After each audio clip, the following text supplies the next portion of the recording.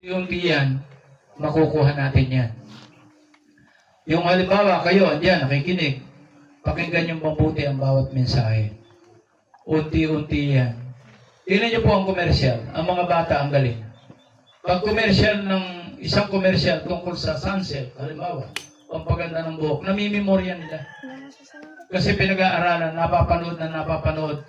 Dito, ilang taon na kayo nagpapamantayan, pero asaan ang tanong ko sa inyo? Asaan ang puso nyo? Asa pamantayan na ba?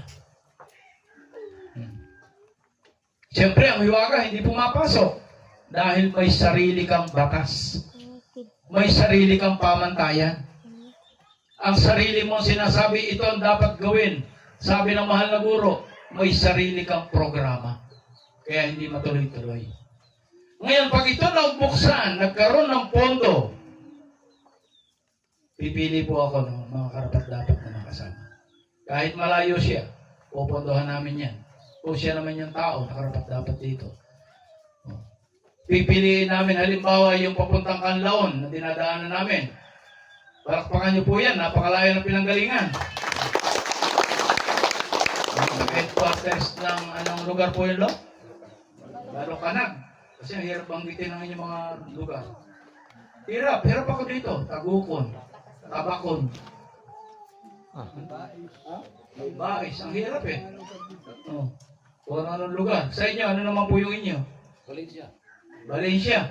Aba, si Gary Valenciano, in English mo. Valencia, sa inyo. Kaya palakpakan nyo rin yung dalawang gwapo, sipag po niya. Bilib ako dyan eh. Tatawag, i-text sa akin. May miss call pa eh. Sir, wow, ako ang dami, mga naka-uniforme. Loko ako. Nakakatabang puso. Dahil bakit nagkakaroon ng production ang ginagawa ng mahal na guro? Diba? Gumaganda yung daloy. Isipin nyo, may uniforme kayo sa sariling sikap. Sikapper na hanggang ngayon, hindi maka-uniform. Diba? Nawala kasi tatak, pero kulay blue naman lo. Wala lang tatak na pura. Kalab ako.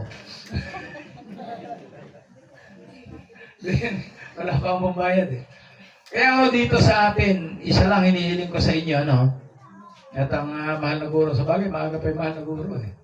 Ayoko mapagod dito, kaya kung maaari, ako na lang ang bumira ng bumira eh. Sipin niyo mahal na guro ha, na ospital. Ilang araw siya ron. Sinalina ng dugo. Yung doktor, hilong-hilo eh. Wala makita sakit. Pero sali ng dugo. Ngayon, pinapadala na naman kami sa Bacolod para check up. Follow up. Ayaw niya. Malakas na. Pinakamaga ang biyahe. Ang layo.